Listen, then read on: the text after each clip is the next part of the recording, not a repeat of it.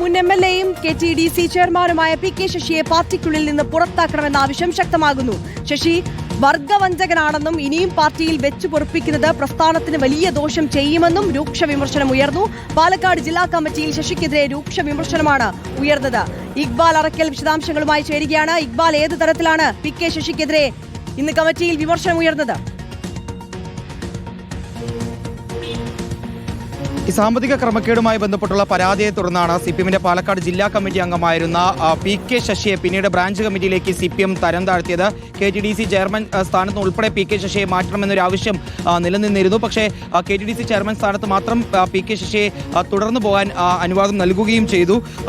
ഇന്ന് പാലക്കാട് CPM-ന്റെ ജില്ലാ കമ്മിറ്റി യോഗം ചേർന്നിരുന്നു. ഇതിനിടയിലാണ് PK ശശിയെ വീണ്ടും ജില്ലാ കമ്മിറ്റിയിലേക്ക് കൊണ്ടുവരണമെന്ന ഒരു വിഭാഗം ആവശ്യം ഉയർത്തിയത്. പക്ഷേ തദ്ദേശ തെരഞ്ഞെടുപ്പിൽ ഉൾപ്പെടെ PK ശശി അനുകൂലികൾ മാറാട് പരാമർശങ്ങളിൽ AK ബാലന്റെ വിവാദ പ്രസ്താവനയ്ക്കെതിരെ പാലക്കാട് ജില്ലാ കമ്മിറ്റിയിൽ രൂക്ഷ വിമർശനം.